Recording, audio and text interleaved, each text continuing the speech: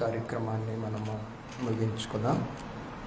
ఇది నా ఆరాధన క్రమంలో సంఘ క్రమంలో భాగంగా వాక్య భాగాన్ని వాక్య పఠనంగా మనము కలిసి ఉత్తర ప్రత్యుత్తరంగా ఈ వాక్య భాగాన్ని ధ్యానం చేద్దాం. ఇది నా వాక్య భాగం 90వ కీర్తనలు 90 మొదటి నుండి 17 వచనాలు. మనమందరం కలిసి జాగ్రత్తగా ఈ వాక్య భాగాన్ని ఉత్తర ప్రత్యుత్తరంగా ధ్యానం చేద్దాం. లేచి నిలబడదాం. ఈ వాక్య భాగం కొరకై మనం సిద్ధపడదాం. 90వ కీర్తన మొదటి నుండి 17 వచనాలు. ప్రభువా, తరతరముల నుండి మాకు నివాస స్థలము నీవే.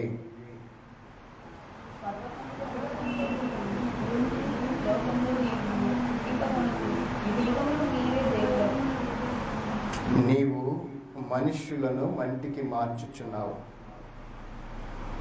నరులారా తిరిగి రండని నీవు సెలవిచ్చుచున్నావు.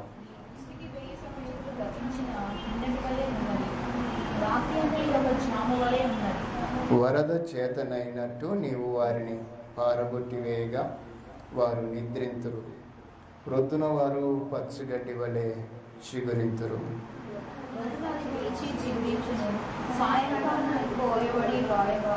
నీ కోపము వలన మేము క్షీణించుచున్నాము.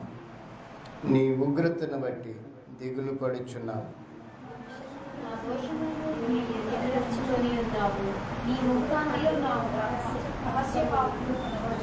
నీ ఉగ్రతను భరించుచునే మా దినములన్నీ గడిపితిమి. నిట్టూర్పుడు విడిచినట్లు మా జీవిత కాలము జరుపుకొందుము.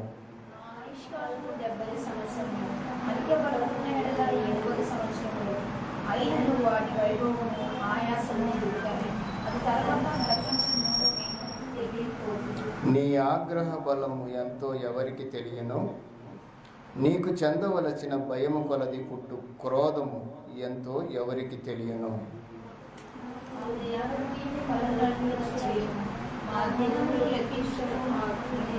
యెహోవా, తిరుగుము, ఎంతవరకు తిరగకయ్యుందువు. నీ సేవకులను చూచి సంతాపపడుము.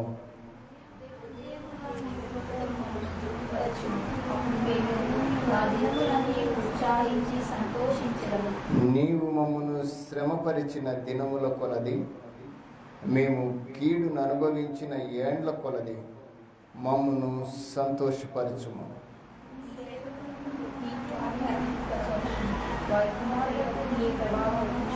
అందరం కలిసి, మా దేవుడైన యెహోవా, ప్రసన్నత మా మీద నుండునుగాక. మా చేతి పనిని మాకు స్థిరపరచుము. మా చేతి పనిని స్థిరపరచుము. అందరం కూర్చున్నాను. Krishna.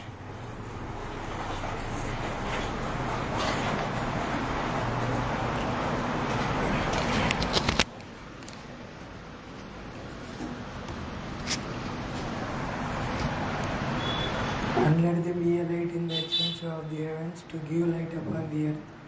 And it was so. James 1:15. सुनो सुनो शंकरी प्रार्थना, देखो देखो दीन प्रार्थना. सुनो सुनो शंकरी प्रार्थना, देखो देखो दीन प्रार्थना. తగ్గించుకున్న ఈ ప్రార్థన దేవునికి ఇష్టమైన ప్రార్థన. తగ్గించుకున్న ఈ ప్రార్థన దేవునికి ఇష్టమైన ప్రార్థన. సునో సునో శంకరి ప్రార్థన, देखो देखो దీన ప్రార్థన. కన్నులెత్తి ఆకాశంబు వైపు చూడధైర్యము చాలలేదు. కన్నులెత్తి ఆకాశంబు వైపు చూడధైర్యము చాలలేదు. పాపినైన నన్ను కనికరించమనుచు శంకరి ప్రార్థించెను. పాపినైన నన్ను కనికరించమనుచు శంకరి ప్రార్థించెను. सुनो सुनो शंकरी प्रार्थना, देखो देखो दीन प्रार्थना. प्रजలు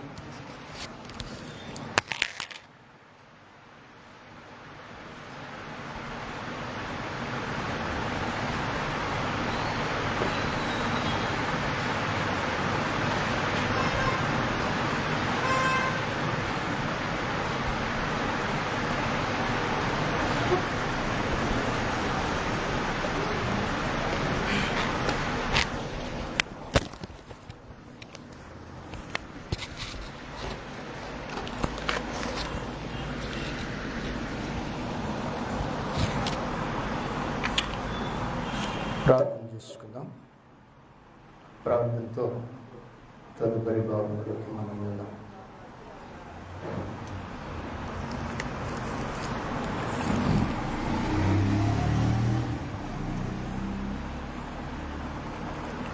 పరిశుద్ధుడైన తండ్రి, పరలోకమందున్న మా దేవ, నీకు స్తోత్రాలు. మీ కుమారుడైన యేసుక్రీస్తు వారి యొక్క శ్రేష్టమైన మీ నామాన్ని బట్టి మీ సన్నిధిలో ఈ దిన ఆరాధన క్రమంలో మేము కలవటానికి మీరు ఏర్పాటు చేసిన ఏర్పాటుకై స్తోత్రాలు. ఇంతవరకు ఈ దిన క్రమంలో ప్రార్థనలో మాతో ఉన్నారు. కీర్తనలు పాటకు మంచి స్వరాలు దయచేశారు. వాక్య పఠనం కొరకై ఉత్తర ప్రత్యుత్తరంగా నీ పిల్లలమైన మమ్మల్ని జ్ఞాపకం చేసుకున్నారు. ఈ సమయమందు మీ మాటలు మేము వినాలి. వాటి కొరకు మమ్మల్ని సిద్ధపరచండి, మాతో మాట్లాడండి నాయనా. మాకు ఏ వాక్యాలు, ఏ గ్రంథము, ఏ విషయాలు ప్రస్తుత కాలానికి అవసరమో మేము నడుచుకునటానికి, మరికొందరు నడిపించటానికి ఉపయోగయుక్తములైన నీ మాటల్ని మాకు తెలియచేయండి.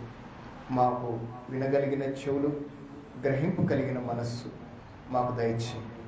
అంత మాత్రమే కాక వాక్యానుసారంగా మేము నడచడానికి, ప్రవర్తించటానికి తగు జ్ఞాన వివేచనలు మాకు దయచేసి మీరే ఘనత మహిమ ప్రభువాలు పొందుకోమని వాక్యాన్ని మమ్ములను మీ దయగలిగిన స్థలానికి సమర్పించుకుంటూ క్రీస్తు పేరిట ప్రార్థిస్తున్నాము తండ్రి, ఆమేన్. ముందుగా మన పరమ తండ్రి అయిన దేవాతి దేవునికి నా యొక్క స్తుతులు, స్తోత్రములు చెల్లిస్తూ ఉన్నా. ఈ సమయంలో ఈ కార్యక్రమం కొరకై సిద్ధపరచబడిన మీకు అందరినీ ప్రేమపూర్వకంగా ఆహ్వానిస్తూ మీ అందరికీ ఈ దిన హృదయపూర్వక వందనాలు తెలియజేస్తూ ఉన్నాను. అందరికీ వందనాలు. అలాగే లైవ్ కార్యక్రమంలో వీక్షిస్తూ ఉన్న దేవుని ప్రియులైన వారందరికీ కూడా ప్రత్యేకమైన వందనాలు చెల్లిస్తూ ఉన్నాను. ఈ లైవ్ కార్యక్రమం మీకు ఉపయోగకరంగా, ఆసక్తికరంగా ఉంటే దీన్ని మరికొందరికి షేర్ చేయండి. ఏవైనా మీ సలహాలు, సూచనలు ఉంటే వాటిని తెలియచేయండి. సరి చేసుకోవటానికి, నడవటానికి ప్రయత్నం చేస్తాం. Thank you.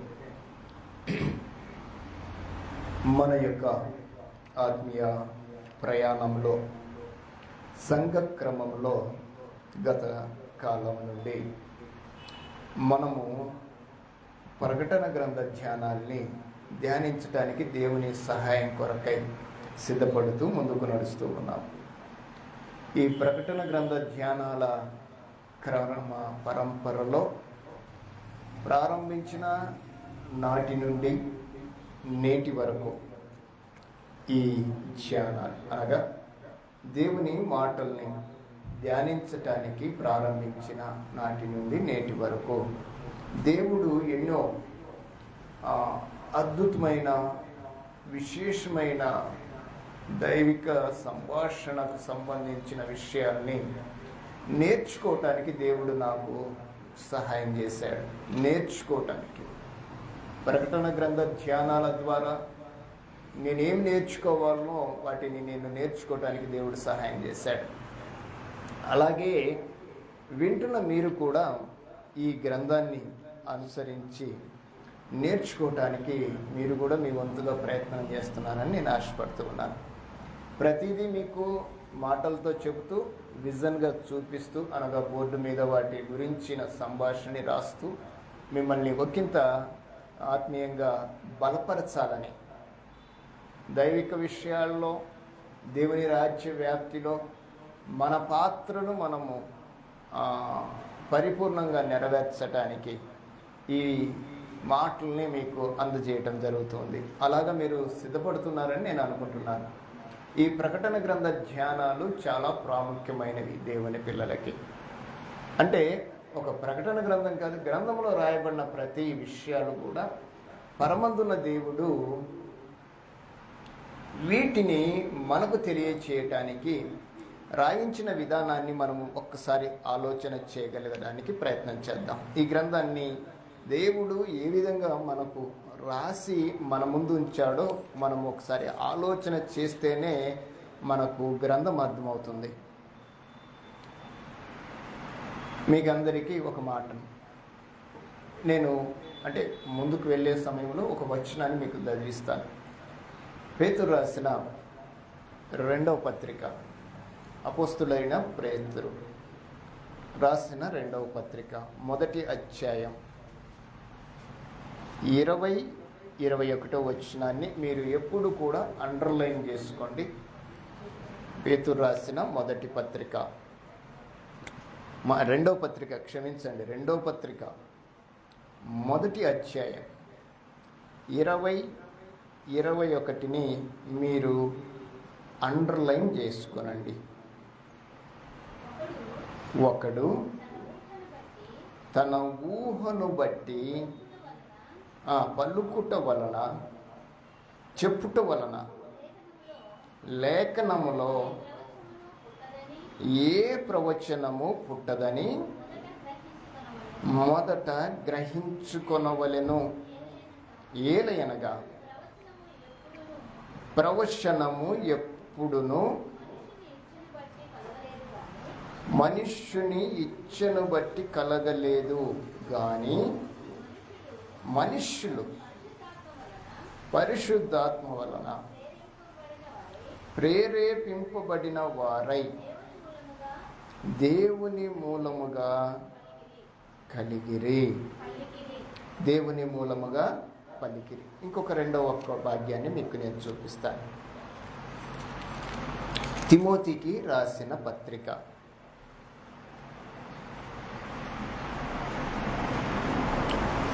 2వ పత్రిక మనుషులు ఎలాగూ పలికారే కదా అమ్మా, పలికారో చూద్దాం. 2వ పత్రిక 3వ అధ్యాయం 16-17 వచనాలు. 2వ అధ్యాయం 3, 16, 17.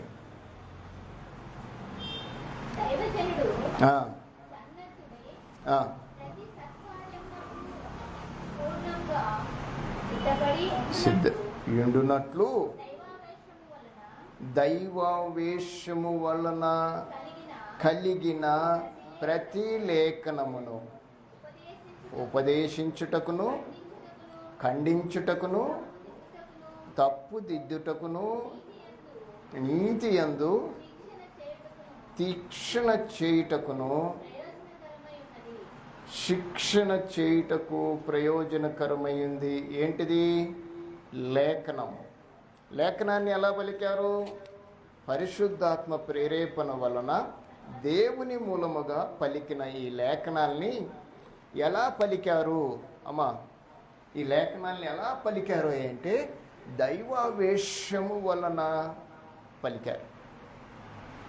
ఎందుకు పలికారు? ఇది దైవావేశం వలన కలిగిన ప్రతి లేఖనం ఉపదేశించుటకు, ఖండించుటకు, తప్పుదిద్దుటకు, నీతి యందు శిక్ష చేయుటకు ప్రయోజనకరంగా దీన్ని దేవుడు రాయించాడు. ఇప్పుడు చెప్పండి, దేవుని వాక్యం ఎలాగ రాయబడింది? ఎలాగ రాశారు? ఆత్మపూర్ణంగా రాశారా? రైట్. ఇంకా మీకు ఏమర్థమైంది? 2 వచనాల్లో లేఖనాన్ని ఎలా రాశారు? ఆవేశం. ఏ ఆవేశం అది? దైవావేశం, మనుషుల ఆవేశం కాదు. దైవావేశము వలన లేఖనాల్ని దేవుడు రాయించాడు. గుర్తుపెట్టుకోండి. నేను మీకు ఒక సందర్భాన్ని చెప్పి ఈ ప్రకటన గ్రంథం 5వ అధ్యాయంలోకి తీసుకెళ్తాను. ఇప్పుడు ఒక బాబు హాస్టల్లో చదువుతున్నాడు.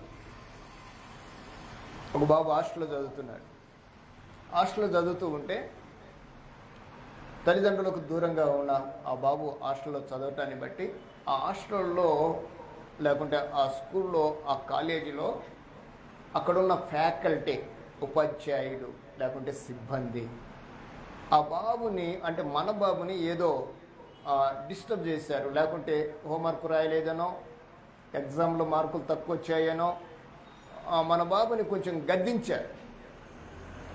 మన బాబుకి కొంచెము కోపం ఎక్కువ, ఎందుకంటే మన పిల్లలకి కోపం ఉంటుంది, అంతే కదా. ప్రభు చెప్పిన మాట అది, మీ పిల్లలకు కోపము ఉంటుంది అన్నాడు. అవునా కదా? అవునా కదా? ఉంటుంది అన్నాడా లేదా? పిల్లలకు కోపం ఉంటుందిగా. మీ పిల్లలని కోపంతో ఉంటారు, కోపంతో ఉంటుందనే ఆడికి అక్కడ వాళ్ళు ఖండించిన దాన్ని బట్టి, లేకుంటే వాడిని ఎగ్జామ్ సరిగ్గా రాయలేదు, మార్కులు తక్కువ వచ్చినాయి, నేను ఇంటికి పంపిస్తాం అనేసరికి వాడికి కోపం వచ్చి డాడీకి ఫోన్ చేశాడు. డాడీకి ఫోన్ చేసి కట్ చేశాడు. ఎందుకంటే డాడీకి ఫోన్ చేస్తే కట్ చేస్తే ఏమంటాడంటే నోరు మూసుకొని చదవంటాడు, అంతే కదా. అందుకని వాడు ప్లాన్ చేసి మమ్మీకి ఫోన్ చేశాడు. మమ్మీకి ఫోన్ చేసి, మమ్మీ నేను ఇక్కడ ఉండను, నాకు ఈ కాలేజీ నచ్చలేదు, నేను ఇంటికి వచ్చేస్తాను అని కోపంతో చెప్పాడు. ఇప్పుడు మమ్మీ ఎలాగ రెస్పాండ్ అవుతుంది? ఎలాగ రెస్పాండ్ అవుతుంది అంటే, సరేనైనా ఉండు, నాన్నతో మాట్లాడతాను అన్నది. అంటే వాడి ఇంటెన్షన్ ఏంది? అక్కడ ఉండబడిన ఆ సిబ్బంది అంటే తన ఉద్దేశం ఏంటి? తల్లిదండ్రులు అతన్ని అక్కడ ఎందుకు చేర్పించారంటే అతని భవిష్యత్తు కోసం, మన బాబు భవిష్యత్తు కోసం మనము బాబుని హాస్టల్లో చేర్పించాం. మనోడు చదవకపోగా మార్కులు తక్కువ వచ్చితే వాళ్ళు గద్దిస్తే కోపంతో ఫోన్ చేస్తే మనం వెంటనే రిఫ్లెక్ట్ అయ్యి స్పందించి వాని విషయంలో కొంత చొరవ తీసుకొని వెంటనే వాని దగ్గరికి వెళ్ళిపోతాం. అక్కడ వెళుతుండలే వాడిని మనకు చూపించరు, మనకు చూడటానికి కూడా లేదు.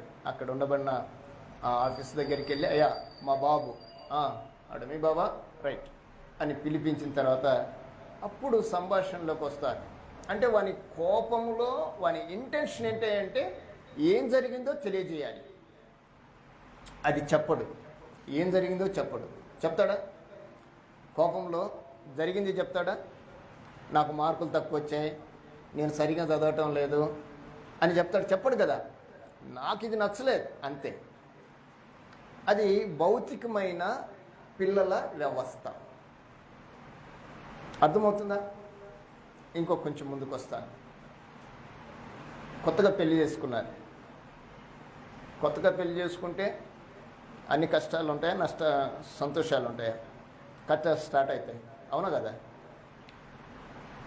ఏదో అత్తగారు ఏదో అన్నారు, వెంటనే వాళ్ళ అమ్మలోకి ఫోన్ చేశారు, మమ్మీ నేను ఇంటికి వస్తున్నాను అన్నది. ఎలాగన్నది? కోపంతో అన్నది. ఏం జరిగిందో చెప్పదు. అంటే కోపానికి కలిగిన ఇంటెన్షను ఎవరు మెన్షన్ చేయరు. అంటే ఆమెకు పెళ్లి చేసి అత్తారింట్లోకి తీసుకెళ్ళి సంతోషకరంగా శోభాయుతమానంగా మ్యారేజ్ చేస్తే కొన్నాళ్ళకి ఆమె ఇంటికి ఫోన్ చేసి, మమ్మీ నేను ఇంటికి వస్తున్నాను అన్నది అనుకోండి. కోపంతో మనమేమనుకుంటాము? వాళ్ళు ఎంత కష్టపెట్టారో, ఏమన్నారో ఏమో అనుకుంటాం. ఎందుకు ఈమె ఇంటికి వస్తానన్నదో తెలియాలంటే ఎక్కడికి వెళ్ళాలి? ఆ ఇంటికి వెళ్ళాలి. ఇంటికి వెళ్తుందని వాళ్ళు సమాచారాన్ని చెప్తారు. ఏమని? మీ అమ్మాయి 10 గంటలకు లేస్తుందండి అని చెప్తారు. ఎట్లా ఉంటుంది చెప్పండి? అంటే కోపమునికి తగిన ఇంటెన్షను మనుషులు చెప్పరు, కానీ దాన్ని వివరణలోకి వెళితే మనకు అర్థమవుతుంది. అంటే అలాగనే బాబు కోపంతో ఫోన్ చేస్తుందని మనం వెంటనే రిఫ్లెక్ట్ అయినామనుకోండి, వచ్చేయరన్నాడు అనుకోండి, వాడు ఎవరికి చెప్పకుండా వచ్చేస్తాడు. ఈమె కోపంతో నేను ఇంటికి వస్తున్నాను మమ్మీ అంటుందని వచ్చేయన్నది అనుకో, ఎవరికి చెప్పకుండా వచ్చేస్తుంది. అని మనం చేయాల్సిందంటే, ఆగమ్మా నేను వస్తున్నాను అని చెప్తే దానికి కలిగిన విధానం ఏంటో, కోపానికి కలిగిన కారణం ఏంటో మనకు తెలుస్తుంది, అవునా కదా. ఒకవేళ నిజంగానే అక్కడ మన బాబు కష్టపడుతుంటే దాన్ని రెక్టిఫై చేయడానికి అవకాశం ఉంటుంది. నిజంగానే మన కుమార్తె ఆ బాధపడుతుంటే దాన్ని సరి చేయడానికి అవకాశం ఉంటుంది. అంటే కోపంలో వచ్చే క్రమము భౌతికంగా ఎలా ఉంటుంది అంటే దానికి ఉన్న మూలాన్ని చెప్పలేము. మీకు అర్థమవుతుందమ్మా? మనకున్న కోపాన్ని తెలియజేయాలంటే దానికి ఉన్న మూలాన్ని తెలియజేయలేము. కోపానికి కారణం ఏంటో మన హృదయంలో అది దాచుకుంటాం. కానీ ఈ లేఖనాల్ని ఇప్పుడు రండి, ఈ లేఖనాల్ని దేవుడు రాయించేటప్పుడు ఎలాగ రాయించాడంటే దైవావేశము వలన రాయించాడు. మీరు వింటున్నారా? లేఖనాన్ని ఎలా రాయబడ్డాయో తెలిసిన? ఒక కవి కూర్చొని ఒక పక్కన మందు సీసా పెట్టుకొని ఆ మందు సీసాలో నుంచి మత్తులో నుంచి వచ్చే భావజాలాలతో రాయలేదు. లేకుంటే ఒక సంతోషకరమైన వాతావరణంలో నుండి ఈ లేఖనాల్ని రాయటానికి దేవుడు రాయించలేదు. వీటిని దైవ వేషముతో రాశాడు. జాగ్రత్తగా వినాలి. దైవ వేషం కలిగిన లేఖనాలు దేనికి?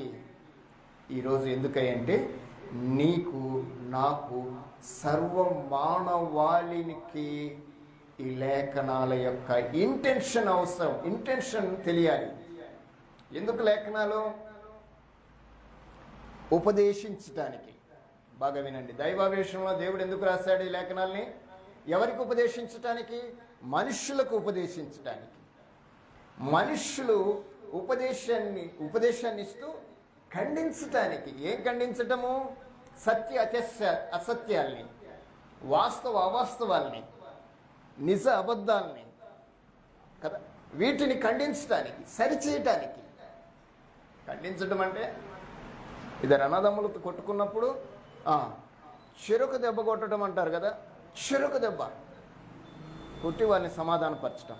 అందుకే దేవుని మాట రాయమ, సమాధానపరచువారు ధన్యులు, వారి దేవుని కుమారులు. అంటే ఖండించటం, దైవికమైన విషయాల్ని ఖండించాలి.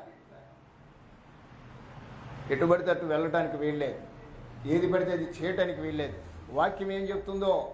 ఎందుకంటే ఈ లేఖనాలు నవ్వుకునేటట్టు దానికి కాదు, సరదాగా జోకులు వేసుకోవటానికి కాదు. ఇది ఈ లేఖనాల యొక్క ఇంటెన్షన్, రాయబడిన విధానం తెలిస్తే దీన్ని అలాగ చదువుతాం మనం. ఏదో సరదాగానో లేకుంటే ఏదో అలవాటుగానో, ఇంకా చెప్పాలి అంటే ఒక క్రమం లేకుండా. అంటే క్రమం లేకుండా అంటే సాంప్రదాయంగా కదా, సాంప్రదాయంగానో వీటిని చదవటాల్సిన అవసరం లేదు. లేఖనము ఎలాగ రాయబడిందో, నేను ఎలా చదవాలనో లేఖనాన్ని నేను తెలుసుకోగలిగితేనే చదువుతాను. ఏంటంటే ఏ కోణంలో చదివితే ఇది మనకు అర్థమవుతుందో మనకు తెలియాలి. ఏ కోణంలో దీన్ని ఆలోచన చేస్తే నాకు ఇది ఉపయోగపడుతుందో తెలియకుండా నేను దీన్ని నేను ధ్యానించటానికి కానీ, దీన్ని నేను కలిగి ఉండటానికి కానీ ఒకంత ఆలోచన చేయాలి. కనుక ఈ లేఖనాల్ని దేనికంటే ఉపదేశించటానికి, ఖండించటానికి, తప్పుదిద్దటానికి. ఎవరికిది? లోకంలో ఉండబడిన అందరికీ, దేవుని పిల్లలకి ప్రత్యేకంగా తప్పుదిద్దటానికి, నీతి యందు శిక్ష చేయడానికి ప్రయోజనకరమైన లేఖన భాగాలు. మీకు అర్థమైంది లేఖనం ఎలా కలిగిందో, ఎందుకు కలిగిందో, ఎలా రాశారో మీకు మీ ముందు ఉంచాను. ఆ రాయబడిన విధానంలోనే మనము ప్రకటన గ్రంథ ధ్యానాల్ని ఒకంత ధ్యానం చేస్తూ ఉన్నాం. గతకాలం కూడా అదేవిధంగా ధ్యానం చేశాం. కానీ ఈ గ్రంథము దాదాపుగా చాలామంది అది అర్థం కాదంటారు. ఎట్లా అర్థం కాదు అంటే, నువ్వు అలవాటుగా చదివితే అర్థం కాదు, సరదాగా చదివితే అర్థం కాదు, సాంప్రదాయబద్ధంగా చదివితే అర్థం కాదు. లేఖనం ఎలా చదివితే నేను అర్థమవుతుంది అంటున్నాను అంటే, ఇదిగో ఇలా రాయబడింది, ఎందుకు రాయబడింది, ఎందు విషయమై దేవుడు రాయించాడు, దీన్ని ఇలాగ మనము చదవాలి, అప్పుడు మనకు అర్థమవుతుంది. రూట్ చెప్పాడు, ఆ రూట్లో మనం నడిస్తే మనం గమ్యం చేస్తాం.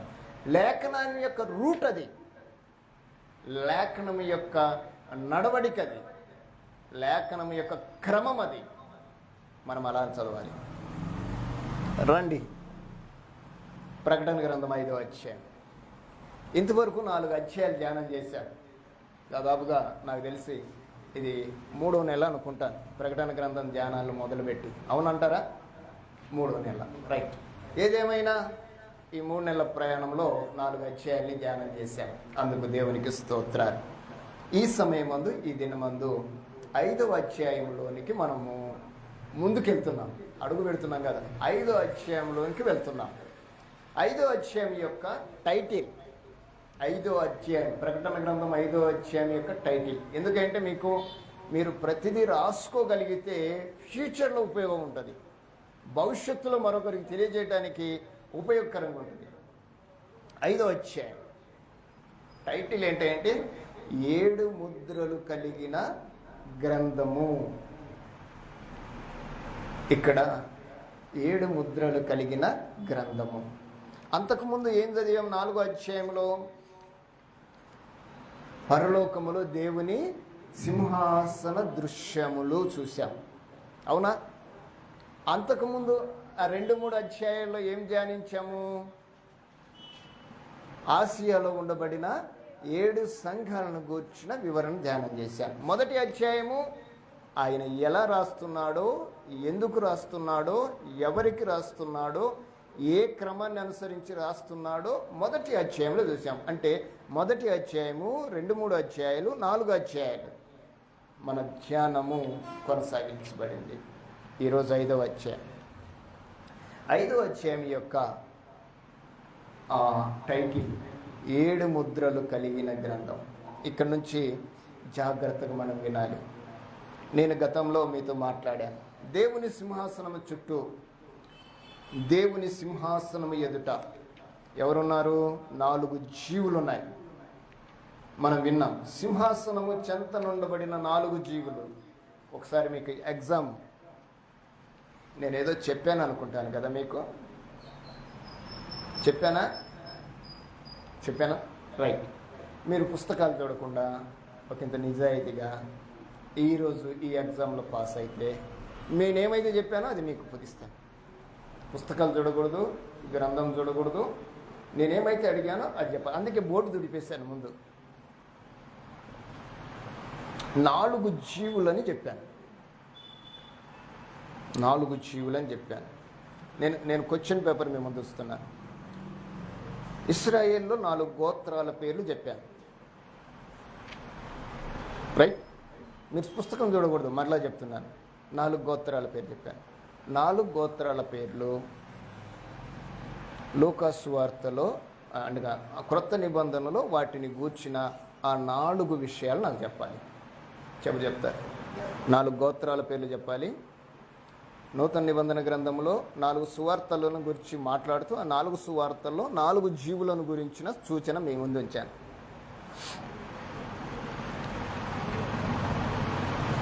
ఎనికి ముందుకు చూడకుండా మత్తయి, మార్కు, లూకా, యోహానులో దేవుని గురించి, అంటే ఆ 4 జీవులను గురించిన సువార్తని గ్రంథకర్తలు రాశారు. వాటిని గూర్చి వారి మనసులో ఏమున్నది అనేది మీకు చెప్పాను. మత్తయి సువార్తను చూస్తే యేసుప్రభు ఇలా కనపడ్డాడని చెప్పాను. మార్కు సువార్తను చూస్తే యేసుప్రభు ఇలా కనపడ్డాడని చెప్పాను. లూకా సువార్తను చూస్తే యేసుప్రభు ఇలా కనపడ్డాడని చెప్పాను. యోహాను సువార్తను చూస్తే యేసుప్రభు ఇలా కనపడ్డాడని. అంటే వారి ముందు ఏం కనపడుతుందో దాన్ని బట్టి సువార్త రాశారు. క్రీస్తు ప్రభువుని గురించి ఎలా రాశారు, వాళ్ళ ఇంటెన్షన్ ఏంటి?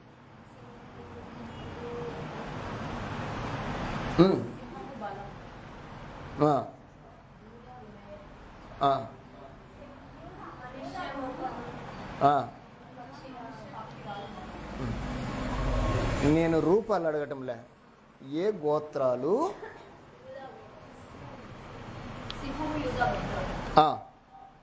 ఇంకా మీ సమాధానాన్ని బట్టి బహుమానం కూడా ఉంటుంది.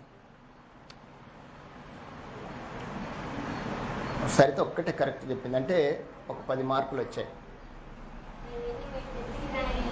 ఎవరు చెప్పారు? ఇశ్రాయేల్ కాదు, అక్కడ ఇశ్రాయేల్ లేడు. అక్కడ 4 గోత్రాలు ఉన్నాయి. యూదా గోత్రం ఎవరో చెప్పారు. నువ్వేం చెప్పావు? ఇంకా దాను. మీరు పేరు చెప్తున్నారు కానీ కరెక్ట్గా చెప్పటం లేదు. అందుకే నేనేం చెప్పానంటే చదువుకుంటే రైట్. ఎఫ్రాయిం అని చెప్పలే, ఎఫ్రామ్ అనే చెప్పారు. ఆమె 10 మార్కులు, నీకు 20 మార్కులు. కుట్టి నువ్వేం చెప్పాలి? నువ్వేం చెప్పటం లేదు, అది చెప్పేశారు. దాను అంటే మీరు క్రమంగా చెప్పలేదు కానీ రూబేను, దాను, యూదా, ఎఫ్రాయిము అంతవరకు ఓకే. దీంట్లో ఒక్కొక్కరు 10 మార్కులు, ఒకళ్ళు 10, ఒకళ్ళకి 20 మార్కులు చేసుకున్నారు. ఇంకా మత్తయి, మార్కు, లూకా సువార్తలో యేసు ప్రభు గారి యొక్క ఇంటెన్షన్ ఏంటి? వాళ్ళల్లో మత్తయి గారు యేసు ప్రభుని ఎలా చూపించి నేను సగం సగం నాకు సగం మీకు అప్పుడు మార్కులు వాటి గురించి వదిలేసేయండి. బలము, వినయము, విఘ్నత, దేవుని కాపుదల అవి వదిలేసేయండి. మీరు అవి గుర్తుపెట్టుకుంటే మంచిది. ఆ గోత్రాలు, ఆ మనుషులు, ఆ దూతలు, వాటి యొక్క ఇంటెన్షన్ మనకు తెలిస్తే మంచిది. రైట్. ఈ మత్తయి సువార్తలో ఏం చేసుకున్నాం? మత్తయి సువార్త ఎలాగా గ్రంథకర్త యేసు ప్రభువుని చూస్తూ రాశాడు. ఇంకా లూకా సువార్త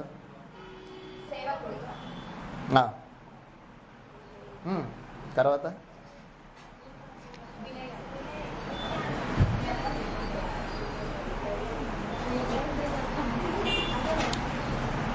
మీకు నేనేం చెప్పానంటే ఒక మాట ఇచ్చాను కదా, నేను చెప్పే మాటల్లో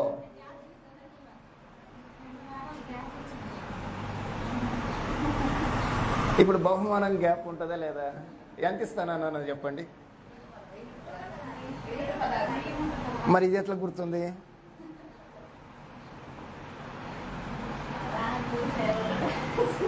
చూసి మాట్లాడుతున్నాను, చూసి కాపీ కొడితే వచ్చిన మార్కులు కూడా పోతాయి. ఆమెకు వచ్చిన 20 మార్కులు పోయినాయి.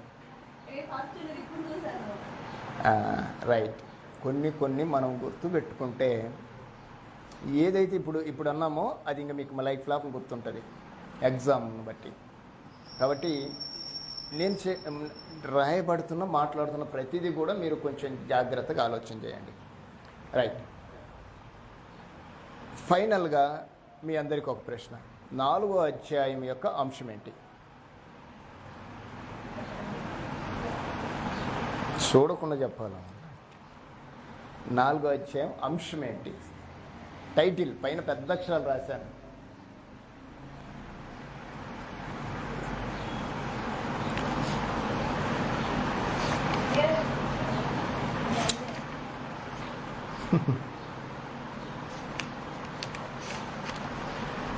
దేవుని సింహాసన దృశ్యములో. Okay, right. సరే, మీరు ఎవరు చెప్పలేదు కాబట్టి నువ్వేం చెప్పావు? నువ్వేమైనా చెప్పావా? అందుకే నోట్బుక్ ఖచ్చితమని చెప్పాను. ఇప్పుడు నోట్బుక్కే ఉన్నదనుకోండి, మీరు బైబిల్ చూడాల్సిన పని లేదు. అందుకే నేనేమంటున్నా, రాసుకోండి.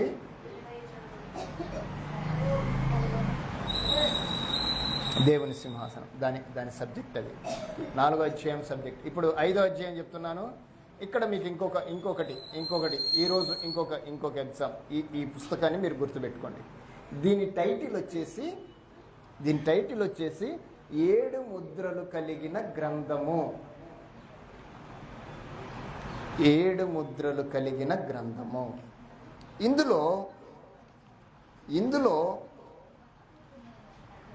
బాగా వినండి. 7 ముద్రలు కలిగిన గ్రంథంలో ఈ అధ్యాయంలో మనం నేర్చుకోబోయే ప్రాముఖ్యమైన విషయాలు ఇప్పుడు వినండి. ఇట్లా వినండమ్మా.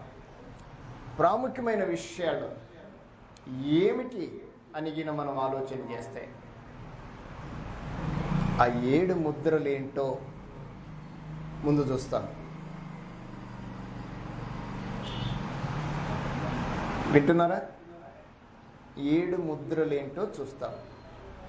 ఆ 7 ముద్రల విషయంలో ఒక సవాల్, ఒక ఛాలెంజ్ ఈ అధ్యాయంలో చూస్తాం. ఆ గ్రంథాన్ని ఎవరు ఇప్పుతారా అని చూస్తూ ఉన్న ఒక క్రమాన్ని మనం చూస్తాం. ఎవరు ఇప్పుతారో అని పరలోకమందు అందరూ దాన్ని చూస్తూ ఉంటా విషయాన్ని మనం చూస్తాం. ఆ క్రమాన్ని మనము కొద్దిగా ఈరోజు మూవ్ అవుదాం. ప్రకటన గ్రంథం తీయండి మీ బైబిల్ని ఒకసారి. 4వ అధ్యాయం.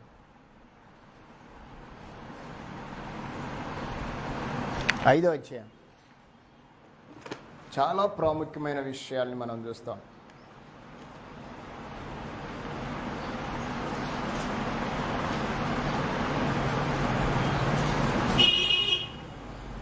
చదువుదాం. మొదటి వచనం మరియు లోపటను వెలుపటను వ్రాత కలిగి 7 ముద్రలు గట్టిగా వేసి ఉన్న ఒక గ్రంథము సింహాసనమందు ఆసీనుడై ఉన్నవాడి కుడి చేత చూచితిని. మరియు దాని ముద్రలు తీసి ఆ గ్రంథము విప్పుటకు యోగ్యుడైన వాడెవడని బలిష్ఠుడైన ఒక దేవదూత బిగ్గరగా ప్రచురించగా చూచితిమి. అయితే పరలోకమందును భూమి మీదను కానీ భూమి క్రింద కానీ ఆ గ్రంథము విప్పుటకు చూచుటకైనను యవ్వనికి శక్తి లేక పోయెను. ఆ గ్రంథము విప్పుటకై చూచుటకైనను యోగుడెవడును కనబడగా నేను బహుగా ఏడ్చుచుండగా. రైట్, అక్కడికి అయిపోదాం. జాగ్రత్తగా ఈ విషయాల్ని మీరు అర్థం చేసుకోవడానికి ప్రయత్నించండి. మన ఇంటెన్షన్ అంతా ఏంటంటే మన ఇంటెన్షన్ ఏంటి? పరలోకం. అవునా? ప్రకటన గ్రంథము మనల్ని ఎలాగా నడిపిస్తుంది అంటే మొదటిగా రూటును చూపిస్తుంది. 7 సంఘాల రూట్. మొదటి అధ్యాయము 2-3 అధ్యాయాలు. అంటే ఏ క్రమంలో ఉంటే మనం రూట్లోకి వెళ్తామో చూపిస్తుంది. తర్వాత ఆ రూట్లోకి వెళ్తే దేవుని సింహాసనాన్ని చూపించింది. ఇక్కడ దేవుని సింహాసనాన్ని చూపించిన తదుపరి ఎవరిని చూపిస్తుంది అంటే యేసుక్రీస్తు ప్రభువుని చూపించడానికి ప్రయత్నం చేస్తుంది. మొదటిగా రూటు 7 సంఘాలు అంటే మనము, ఆ సంఘాలు చేరవలసిన స్థలము అనగా ఆ సంఘాలు సాగిలపడవలసిన ప్రదేశము దేవుని సింహాసనము. దేవుని సింహాసనము దగ్గర జరుగుతున్న ఒక ప్రత్యేకమైన క్రమం. ఇదంతా ఎవరు చూస్తున్నారు? ఇదంతా చూస్తున్నది ఎవరు? రాస్తున్నాయన చూస్తున్నాడు. ఈయన యోహాను. బాగా గమనించండి. మత్తయి సువార్త ఎవరు రాశారంటే దేవుడు రాశాడని చెప్పవాకండి. ఎవరు రాశారు మత్తయి సువార్త? మత్తయి గారే రాశారు. అంటే మనము గ్రంథంలో ఉంటే గ్రంథం అర్థమవుతుంది, గ్రంథం బయట ఉంటే మనకు అర్థం కాదు. రైట్. ఇప్పుడు ఈ అధ్యాయంలో 7 ముద్రలు కలిగిన పరిస్థితిని మనం చదివాం. ఎలా ఉంది ఈ ముద్రలు? ఎలా ఉన్నాయి ఇవి? ఒక గ్రంథం రాయబడి ఉంది. రాయబడిన వ్రాత కలిగిన గ్రంథం. అది వ్రాత కలిగిన గ్రంథము. దానికి ఎన్ని ముద్రలు వేశారు? 7 ముద్రలు వేసి ఉన్న ఒక గ్రంథము సింహాసనమందు ఆసీనుడై ఉన్న వాని కుడి చేత చూసి. ఎవరున్నారు సింహాసనమందు ఆసీనుడై? ఎవరున్నారమ్మా? పరలోక సింహాసనం తండ్రి ఉన్నాడు. ఆ తండ్రి కుడి చేతిలో ఏముందంట? ఒక గ్రంథం ఉంది. అది లోపట వెలుపట వ్రాత కలిగిన గ్రంథము. ఆ గ్రంథానికి ఎన్ని ముద్రలు ఉన్నాయి? మీకు ముద్ర అంటే తెలుసా? సీల్. మీకు తెలుసా? అప్పుడప్పుడు మీకు తెలియాలి అంటే ఏదైనా విజిలెన్స్ వాళ్ళు ఇక్కడికి వచ్చారు అనుకోండి, ఏదైనా ఆ విజిలెన్స్ వాళ్ళు చెక్కింగ్లో ఏదైనా వాళ్ళకి అనుమానాస్పదంగా కనిపించిన దొరికిన ఆ షాపుని ఏం చేస్తారంటే సీల్ చేస్తారు. అంటే అర్థం ఏంటి? ఇంకెవరు దాన్ని తీయకూడదు. దాన్ని సీల్ చేసి దాని మీద ఏం వేస్తాడంటే ముద్రిస్తాడు. ఇది ఎవరు తీయాలి అంటే ఎవరైతే దీన్ని విప్పటానికి యోగ్యుడో వాడే తీయాలి. మనకు తెలుసు సీల్స్ గురించి. కానీ పరలోకంలో దేవుని కుడిపార్శ్వం, దేవుని యొక్క కుడి చేతిలో ఉండబడిన గ్రంథాన్ని మనము ఆలోచన చేస్తే దానికి ఎలా ఉంది? అది వెలుపట లోపట వ్రాత కలిగి ఉంది, రాయబడి ఉంది. ఆ రాతను లేకుంటే చూస్తున్న వారికి భయం అనిపించింది. ఆ గ్రంథాన్ని ఆయన చూస్తూ ఉన్నాడు, దాన్ని రాశాడు. రాస్తూ ఈ రాసటైన ఆ పరలోకాన్ని చూస్తున్నాడు. ఏమని చూస్తున్నాడు? మరియు ఆ గ్రంథము ఎవరి చేతిలో ఉందనుకున్నాము? దేవుని చేతిలో ఉన్న గ్రంథాన్ని విప్పాలి అని ఒక సమాచారం వచ్చింది. వచ్చిందా? ఎవరు వచ్చారు? ఆయన అక్కడ ఒక బలిష్ఠుడైన, ఎవరు? ఒక బలిష్ఠుడైన ఒక దేవదూత. పరలోకంలో బలిష్ఠుడైన దేవదూత ఎవరై ఉండొచ్చు? మీకు తెలిస్తే చెప్పండి. పరలోకములో బలిష్ఠుడైన దేవదూత ఎవరు?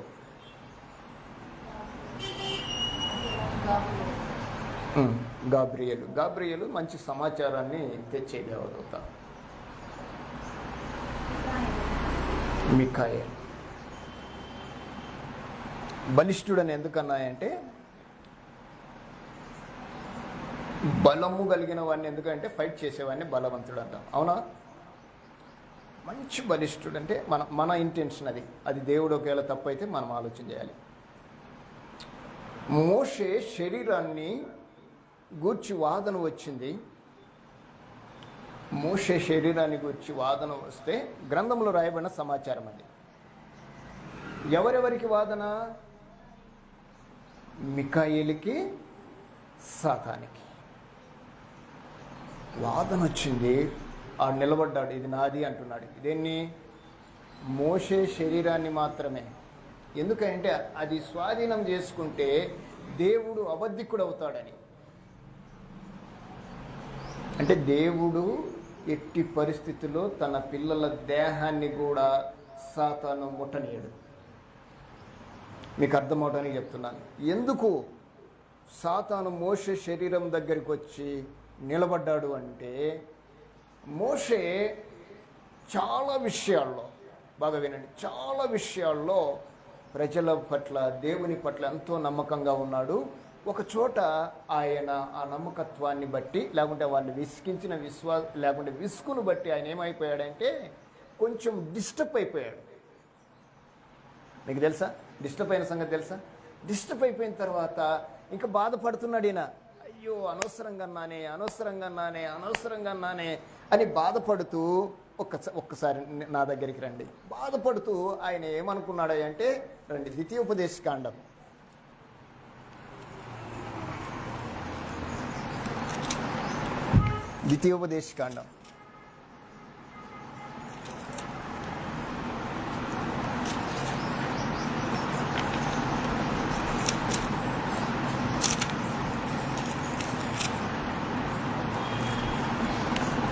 3వ అధ్యాయం 26వ వచనం చదువుతారా? 25, 26 చదవండి. మీకు ఆ డిస్టర్బ్ ఏంటో ఆయన మాట్లాడుతున్నాడు, దేవునితో మాట్లాడుతున్నాడు. ద్వితీయోపదేశకాండం 3వ అధ్యాయం 25, 26. నేను అద్దరికి వెళ్ళి యోర్దాను అవతల ఉన్న ఈ మంచి దేశమును, మంచి మన్యమును, ఆ లెబానోనును చూచున్నట్లు దయచేయమని నేను యెహోవాను బ్రతిమాలు కొనగా, యెహోవా మిమ్మును బట్టి నా మీద కోపపడి నా మనవి వినకపోయెను. మరియు యెహోవా నాతో ఇట్లనెను. జాగ్రత్తగా ఈ మాట గుర్తుపెట్టుకోండి. ఏమన్నాడు? యెహోవా నాతో ఇట్లన్నాడు. ఏమన్నాడు? చెప్పండి. ఏమన్నాడు? చాలును.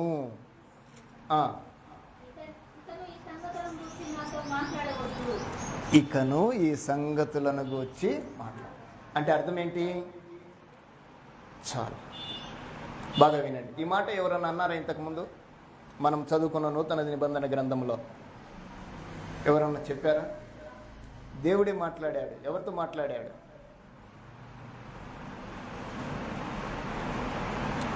చాలును అన్నాడు. ఈయన ఏమంటున్నాడంటే, అయ్యా ఇక్కడ దానికి వచ్చాను, నేను ఆ దేశానికి కూడా వెళ్తాను, దయచేసి యాక్సెప్ట్ చేయంటే, ఆయన ఏమన్నాడంటే, ఇంతవరకు నడిచావు కదా, చాలు అన్నాడు. మోషే ఎంతగా స్ట్రగుల్ అయి ఉంటాడో చెప్పండి. మీకు అర్థమవుతుందమ్మా? అమ్మ వింటున్నారా? ఇటు చూడండి. మోషే ఎంతగా స్ట్రగుల్ అయి ఉంటాడో చూడండి. అంతవరకు నడిపించి ఆ దేశంలో ఒక అడుగు పెట్టేశారు. ఏ దేశంలో? కనాను దేశంలో ఒక అడుగు పెట్టేశారు. ఒక భాగాన్ని స్వతంత్రించుకున్నారు. ఇంకా యోర్దాను దాటాలి, యోర్దాను దాటుతాను, నేను యోర్దాను కూడా దాటుతానంటే దేవుడు మోషేతో ఏమన్నాడంటే, చాలు. నేను ఈ మాట చదువుతున్నప్పుడు అపోస్తుడైన పౌలు గారు గుర్తొచ్చారు. అపోస్తుడైన పౌలు గారు తన పత్రికలను గురించి మాట్లాడుతూ, ప్రభువా నేను ఇంకా పని చేయాలి, నాకు బలహీనత ఉంది, నా బలహీనతలు నన్ను బలపరచమంటే పౌలు గారిని గురించి దేవుడు ఏం మాట్లాడే తెలిసిన? చాలు, నా కృప నీకు చాలు. ఇక పని చేసేవాళ్ళు ఉన్నారు. ఈయన అడిగాడు, నేను బలహీన అయిపోయి నాకు బలం కావాలి, నాకు మరణం ఉంది, మరణం నుంచి నన్ను తప్పించంటే ఆయన ఏమన్నాడు పౌలు గారితో? ఏమన్నాడు? చూపించాలని లేఖనం.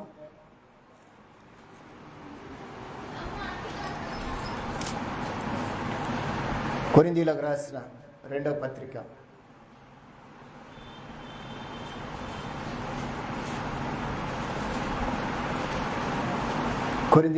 2వ పత్రిక 12వ అధ్యాయం. ఇది మీరు ఖచ్చితంగా నేను చెప్పేది రాసుకోండి, మీరు రాసుకున్నది నాకు పంపించండి, నేను ప్రిపేర్ కావాలి. 7వ వచనం చదవండి. పౌలు గారు మాట్లాడుతూ, నాకు కలిగిన ప్రత్యక్షతలు బహు విశేషముగా ఉన్నందున నేను అత్యధికముగా హెచ్చిపోకుండా నిమిత్తము నాకు శరీరములో ఒక ముళ్ళు, నేను అత్యధికముగా హెచ్చిపోకుండా నిమిత్తము నన్ను నలగగొట్టుటకు సాతాను యొక్క దూతగా ఉంచబడెను. అది నా యొద్ద నుండి తొలగిపోవలెనని దాని విషయమై ముమ్మారు ప్రభువుని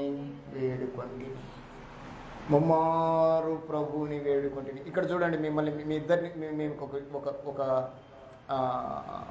సమానమైన ప్యారబుల్, అంటే ఇద్దరి మనస్తత్వాన్ని. మోషే ఏమనుకుంటున్నాడు? మోషే ఏం చెప్పాడు? బతిమాలుకుంటున్నాడు. ఇక్కడ ఈయన ఏం చేస్తున్నాడు? బతిమాలుకుంటున్నాడు. ప్రభు విషయమై వేడుకొంటిని. ఏమన్నాడు ప్రభు? ఏమన్నాడు? అందుకు 12:8 అందుకు నా కృప నీకు చాలును, బలహీనత యందు నా శక్తి పరిపూర్ణం అవుతుంది. ఆయన నాతో చెప్పెను కాగా క్రీస్తు నా మీద నిలిచియుండు నిమిత్తము విశేషముగా నా బలహీనతల యందే సంతోషముగా అతిశయపడుదును. రైట్, ఈ 2 విషయాలు మీరు రాసుకోండి. దేవుడు ప్రత్యక్షంగా తన పిల్లలతో మాట్లాడిన మాటలు మీకు అర్థమవుతున్నాయా? ఏమా మీకు అర్థం చేసుకోండి. ఆయన ఏమన్నాడు అంటే, ఒక ముళ్ళు ఉంది, వాడిని నా ముందు ఉంచావు. సాతాను అంటే ఎవరు? మరణమే కదా. సాతాను వల్ల ఏమో పుడుతుంది? దురాశ గర్భం ధరిచి ఏం కడుతుంది? పాపం వస్తుంది. పాపం వల్ల ఏమొస్తుంది? మరణం వస్తుంది. నా శరీరంలో ఒక ముళ్ళు ఉంది, దాన్ని నువ్వు హెచ్చిపోకుండా నేను ఉండటానికి నాకు సాతాను దూతను మీరు ఉంచారు, అది నా నుంచి తీసిపడేయని ఆయన దాని గురించి ప్రభువుని వేడుకొన్నాడు. ఎన్నిసార్లు వేడుకొన్నాడు? ముమ్మారు వేడుకుంటున్నాడు.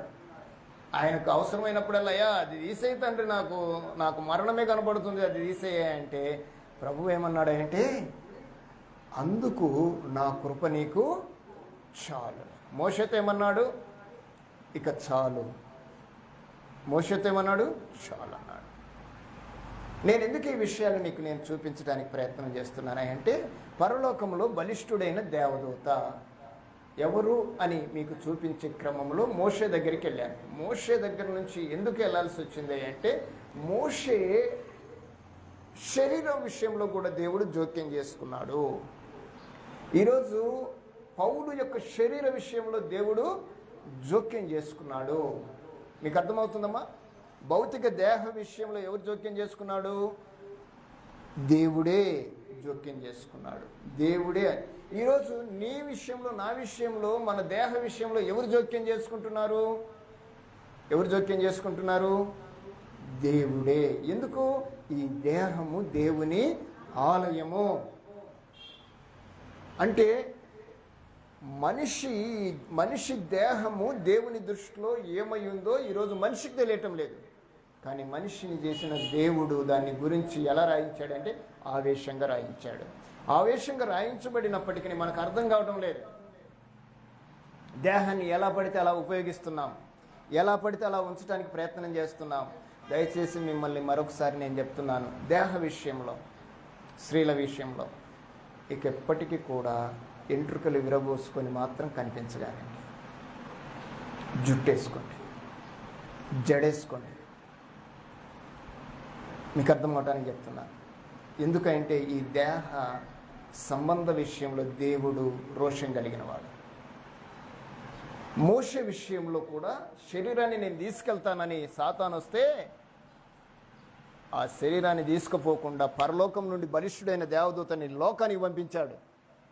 యూదా పత్రిక ఒకసారి తీయండి, చెప్తాను.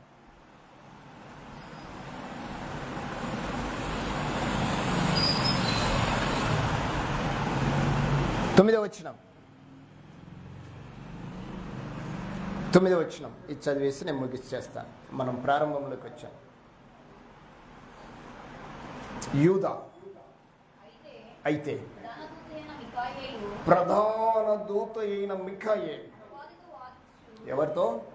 అపవాది అన్న దగ్గర కింద పుట్టినట్లో సాతాను అని ఉంటుంది, సాతానుతో అని ఉంటుంది. సాతానుతో వాదించుచు మోషే యొక్క శరీరమును గూర్చి తగ్గించినప్పుడు దూషింపి తీర్పు తీర్చ తెగింపక ప్రభు నిన్ను గుర్తించునుగాక అన్నాడు.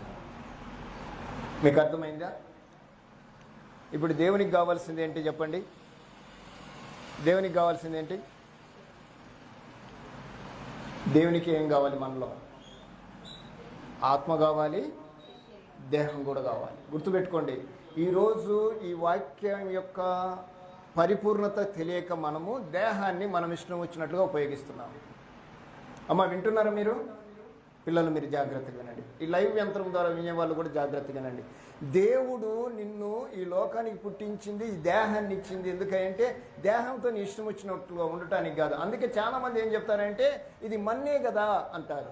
నిజమే, మన్నుకు ప్రాణాన్ని పోసాడు దేవుడు. ఈ ప్రాణం ఉన్నంతసేపు ఈ దేహం ఎవరిదే అంటే దేవునిదే. దేహంలో ఉన్న ఆత్మ కూడా దేవునిదే. ఇక్కడ ఎవరి దేహం ఉంది? అక్కడ మోషే శరీరమును గూర్చి, అంతేనా అక్కడ రాసింది? మోషే శరీరమును గూర్చి తర్కన జరుగుతుంది. ఎవరెవరికి? సాతానికి, మిఖాయేలు. మిఖాయేలు ఎవరు? ప్రధాన దూత, బలిష్ఠుడైన దూత. నేను అందుకే మీకు ప్రకటన గ్రంథంలో నుంచి ఆ ప్రధాన దూతను వివరించడానికే ఇద్దరు మన ముందుకు వచ్చారు. ఎవరెవరు వచ్చారు? పౌలు గారు వచ్చారు, మోషే గారు వచ్చారు.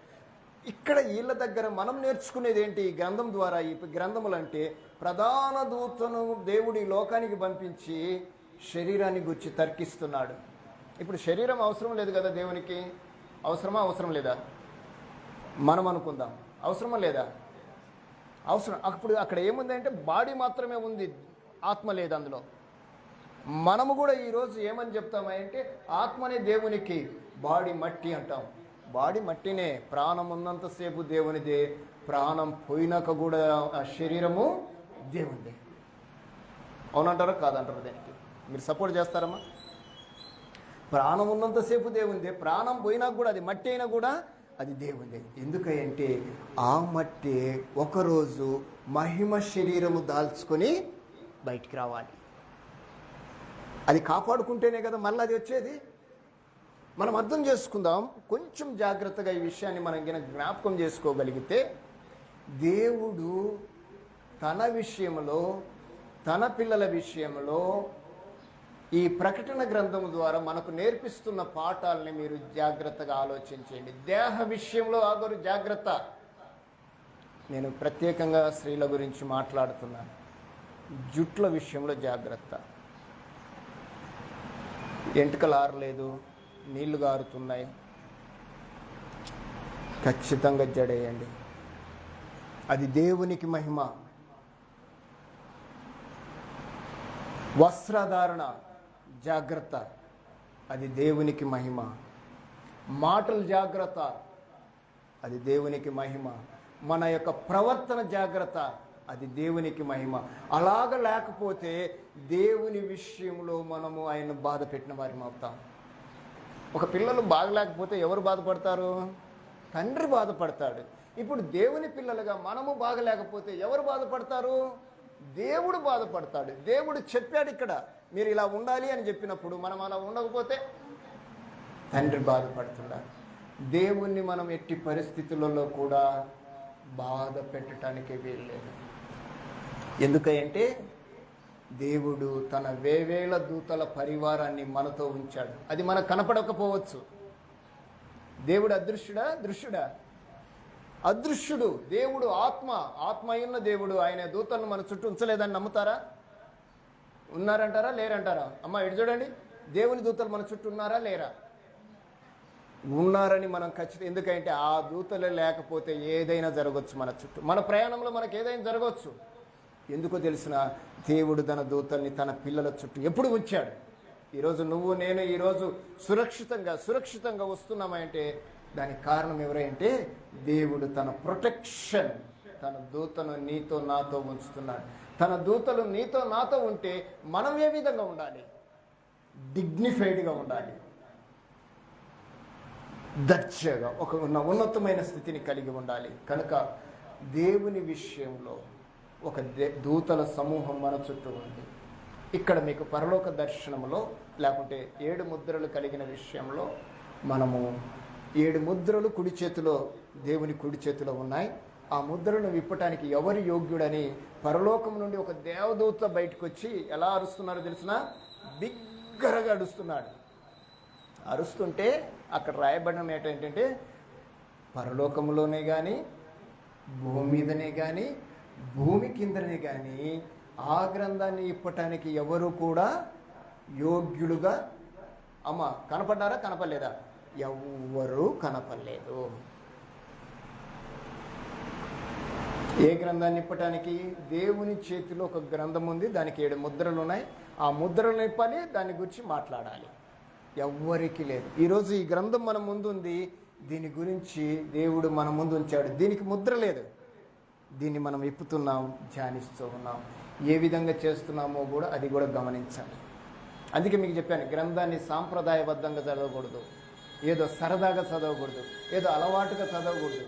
ఆ లేఖనం ఎలా రాయబడింది అంటే దైవావేశం వలన రాయబడింది, ఒక పరిష్కారం కొరకు రాయబడింది, ఒక పరిశుద్ధత కొరకు రాయబడింది, ఒక పరలోక ప్రవేశం కొరకు రాయబడిన ఈ గ్రంథాన్ని, ఇప్పబడిన గ్రంథాన్ని మనం అర్థం చేసుకోలేకపోతున్నాం. అక్కడ విప్పని గ్రంథాలు దేవుని చేతిలో ఉన్నాయి. దాన్ని ముద్రలు ఎవరు విప్పుతారని ఒక దేవదూత వచ్చాడు. ఆ దేవదూతే బలిష్ఠుడైన దేవదూత మిఖాయేలు అని నేను మాట్లాడుతున్నాను. అందుకే గ్రంథంలో ఆయన గురించి ఎందుకు చెప్పానంటే ఆయన ప్రధాన దూత అని రాయబడింది. మనకు తెలిస్తే ఏ దూత తెలుస్తుంది అంటే గాబ్రియల్ దూతే తెలుస్తుంది మనందరికీ. ఎందుకంటే క్రిస్మస్ పండుగలు చేసేటోళ్ళం కదా మనం. పండుగల బ్యాచ్ వాళ్ళకి అందరికీ తెలిసేది అంటే గాబ్రియల్ దూతనే. గాబ్రియల్ దూత ఏం చేస్తుంది? సమాచారాన్ని తీసుకొస్తుంది. ఏ సమాచారాన్ని చేస్తుంది? శుభ సమాచారాన్ని తీసుకొస్తుంది. శుభ సమాచారాన్ని తీసుకొచ్చే దూత పేరే గాబ్రియల్ దూత. గాబ్రియల్ దూతే కాదు, పరలోకం నుండి నీ చుట్టూ నా చుట్టూ దేవుడు తన ప్రొటెక్షన్ వేశాడు, కంచె వేశాడు. ఆ కంచె ఏంటంటే దేవదూతలు. ఏదో నాకు తెలియదు, ఎవరో నన్ను పట్టుకొని లాగారు అని అంటుంటాము కొన్ని సందర్భాల్లో. తెలుసా మీకు? అంటారా? నేను కింద పడిపోతుండే అప్పుడప్పుడు రాళ్ళు తట్టుకుంటాము, తట్టుకొని కింద పడిపోయేటప్పుడు మనమే లేచినాం అనుకుంటాం. అవునా కాదా? అవునా కాదా? అవునా కదా? అమ్మో నేను లేచాను అనుకో. లేదు లేదు లేదు, నువ్వు పడకుండా ఆయన మన ప్రశ్న ఏంటంటే అసలు తట్టుకోకుండా చేస్తే పర్వాలేదు కదా అంటాడు. ఆ తట్టుకున్నది కాబట్టి ఇప్పటి నుంచి జాగ్రత్తగా నడుస్తాం మనం. ఒక శ్రమ వచ్చింది కాబట్టి కొంచెం జాగ్రత్తగా చూస్తాం. షుగర్ వచ్చింది కాబట్టి మన డైట్ కంట్రోల్లో ఉంటుంది. అవునా కాదా? ఇప్పుడు షుగర్ రావడం మంచిదా కాదా? మీరేం మాట్లాడండి. షుగర్ వచ్చిందని తెలియకపోతే తొందరగా చచ్చిపోతాం. షుగర్ వచ్చిందని తెలిసిన తర్వాత డైట్ కంట్రోల్ చేస్తే ఎక్కువ రోజులు బతుకుతాం. అంటే దేవుడు ఒకటి పెట్టాడు అంటే, ఒకటి కలిగి ఉన్నామంటే అది మన మంచికే. అర్థం చేసుకోవడానికి ప్రయత్నం చేయాలి దీన్ని. కనుక దేవుని విషయంలో గ్రంథ విషయంలో మనకు అవగాహన అవసరం. మీకు అర్థమైంది అనుకున్నాను. 2 వచనాలు అంతే కదా, 2-3 వచనాల్లో. మిగతా సమాచారంలో చాలా ప్రాముఖ్యమైన విషయాలు ఉన్నాయి. గ్రంథము మాట్లాడుతుంటుంది, మనకు తెలియజేస్తుంటుంది, మనల్ని సరి చేస్తుంటుంది. ఈరోజు తెలియజేసిన సమాచారం ఏంటంటే దేవుడు ఆత్మ విషయంలోనే కాదు, శరీర విషయంలో కూడా జోక్యం చేసుకుంటాడు. వింటున్నారా? ఎప్పటి వరకు జోక్యం చేసుకుంటాడు? బతికున్నంత వరకే కాదు, ఆ శరీరం బతికి చనిపోయిందన్నాక కూడా దాని విషయంలో జోక్యం చేసుకుంటాడు. అది మట్టి అయినా కూడా దేవుని జోక్యము నీ మట్టి మీద ఉంటుంది. అంటే మట్టి అంటే ఏంటో తెలిసిన? సమాధి. సమాధి మీద కూడా దేవుని జోక్యము ఉంది. ఎందుకంటే అక్కడ నీవు ఉన్నావు, అక్కడ నీ దేహం ఉంది అని దేవుడు చూస్తున్నాడు. అందుకే దేవుని పిల్లలు చాలా వరకు ఏం చేస్తారంటే సమాధి చేస్తారు. కొంతమంది తెలియక దాన్ని అగ్నితో చేస్తున్నారు, కానీ అది యాక్సెప్టబుల్ కాదేమో నాకు తెలుసు. దయచేసి గమనించండి, లేఖనాన్ని బట్టి నేను మాట్లాడటానికి ఇష్టపడుతున్నాను. ఎవరి ఇష్టాలు వాళ్ళవే నేను చెప్పను, కానీ దేవుని చిత్తమే నిరంతరము నిలుస్తుంది. మీ అందరికీ అర్థమైంది అనుకుంటాను. వాక్యాన్ని అర్థం చేసుకోవడానికి ప్రయత్నం చేయండి. దేవుని చిత్తాన్ని ప్రకారం మనం నడుద్దాం. అట్టి స్థితి దేవుడు మనందరికీ దయచేయను గాక. దీని పరంపర కొనసాగుతుంటుంది. ఎవరైనా వస్తే సేవకులకి సమయాన్ని ఇవ్వాలి కాబట్టి మనం దాటిపోతుంటాం. కాబట్టి మీరు ఈ ప్రకటన గ్రంథ ధ్యానాల్ని ఖచ్చితంగా నోట్ చేయండి. దేవుడు మనందరికీ మంచి జ్ఞానాన్ని దయచేయను గాక. ఆమేన్. ఆరాధన క్రమం కొరకు 2 స్తుతులు చెల్లించండి.